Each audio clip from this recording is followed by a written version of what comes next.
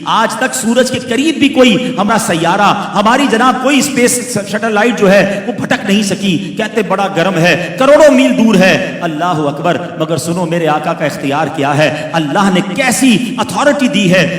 نبی پاک علیہ الصلوۃ والسلام جو ہیں مولا علی کی گود میں آرام کر رہے ہیں، مقام میں صحبہ ہے. مولا علی کی نماز کا وقت چلا گیا. نبی پاک نے عصر ادا کر لی تھی، حضرت علی نے ادا نہیں کی. اب مغرب کا وقت ہو گیا، سورج غروب ہو گیا. نبی پاک نے مبارک آنکھیں کھولی، مولا علی کو دیکھا تو چہرے پہ افسردگی. اے علی کیوں افسردہ ہو؟ کہتے حضور علی جب سے ایمان لایا ہے کبھی کوئی نماز قضا نہیں ہوئی. حضور آج عصر چلی گئی ہے. سبحان اللہ. میرے آقا کی کوئی خدمت کرے وہ محروم کیسے ہو سکتا ہے؟ سرور کائنات نے ہاتھ اٹھائے. الفاظ سنو، اللہ کے حبیب فرماتے ہیں، عرض کرتے ہیں اللہ کی بارگاہ میں، اے اللہ علی تیری اور تیرے حبیب کی فرما برداری میں مصروف تھا.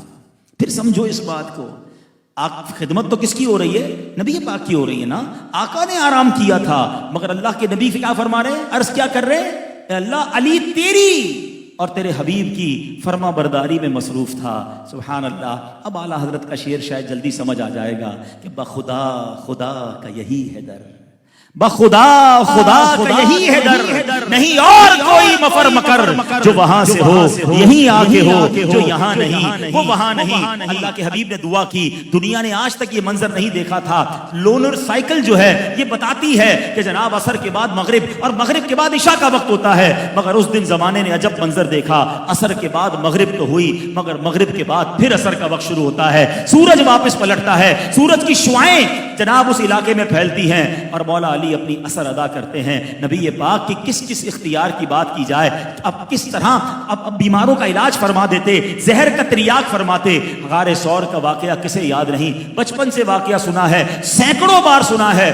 جب بھی سنتے ہی ایمان تازہ ہوتا ہے کہ سیدنا ابوبکر صدیق کی گود میں جب نبی پاک آرام فرما رہے تھے، سانپ نے کاٹا. صدیق اکبر نے کیا فیصلہ کیا؟ جان جاتی ہے تو جائے، محبوب پاک کا آرام میں خلل نہیں ہونا چاہیے. آنکھوں سے آنسو نکلے، نبی پاک کے مبارک رخسار پر گرتے ہیں. آقا آنکھیں کھل کے فرماتے ہیں، اے ابو بکر کیا ہوا؟ کہتے حضور سانپ نے کاٹ لیا ہے. نبی پاک نے کسی ایمرجنسی وارڈ کی طرف نہیں بھیجا، کسی ہاسپٹل کے پاس نہیں بھیجا. آقا نے لعاب دہن لگایا. حضرت ابو بکر صدیق کا جو زہر ہے وہ درد جاتا رہا، زہر ختم ہو گیا. یہاں بہت خوبصورت دو سوال پیدا ہوتے ہیں. یہ دونوں امیر المومنین ہیں، یہ دونوں علم کے سمندر ہیں. مولا علی کی شان تو وہ ہے جن کے بارے میں آقا فرماتے ہیں میں علم کا شہر ہوں، علی اس کا دروازہ ہے. اب سوال یہ ہے، نماز تو سب سے بڑا فرض ہے، سب سے اہم فرض ہے. اچھا نمازوں میں بھی سب سے پرخطر اور سب سے اہم نماز وہ عصر کی نماز کو کہا گیا کیونکہ ٹائم بڑا شارٹ ہوتا ہے، بڑا کانشیس رہنا پڑتا ہے. مگر مولا علی نے نماز جانے دی،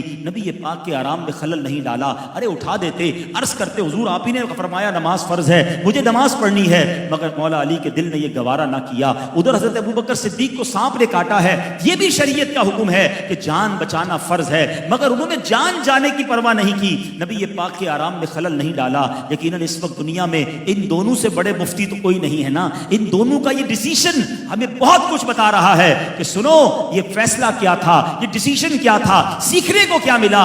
بریلی کے تاجدار یہ ساری بات دو تین شعروں میں ہی سمجھا دیتے ہیں. آپ فرماتے ہیں مولا علی نے واری تیری نیند پر نماز، اور وہ بھی عصر سب سے جو اعلیٰ خطر کی ہے. صدیق بل کے غار میں جان ان پہ دے چکے اور حفظ جان تو جان فروز غرر کی ہے. دونوں نے تو کام کر لیا نا. مگر آقا نے کیا کیا؟ ہاں تو نے انہیں جان، انہیں پھیر دی نماز، پر وہ تو کر چکے جو کرنی بشر کی ہے. انہوں نے اپنے کام کر دیا.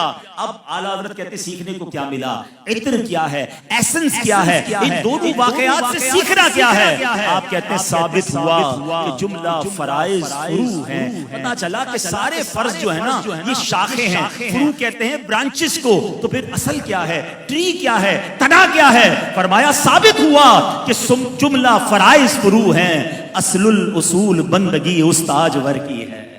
آقا راضی ہیں تو رب راضی ہے. تم ساری زندگی نمازیں پڑھ لو، ساری زندگی قرآن پڑھ لو، اگر دل میں عشق رسول نہیں ہے اور تم سے اللہ کے حبیب راضی نہیں ہیں، تمہاری نمازیں کام نہیں آنی، تمہارے روزے اور عبادتیں کام نہیں آنی. کیونکہ ثابت ہوا کہ جملہ فرائض فرو ہیں، اصل الاصول بندگی استاجور کی ہے. نبی پاک کی رضا کو تھامے رکھنا، کیونکہ یہ راضی ہو گئے تو رب بھی راضی ہو جائے گا. کیونکہ آقا رب کے حبیب ہیں، حبیب راضی ہو جائے گا تو ان کا رب بھی ہم سے راضی ہو جائے گا.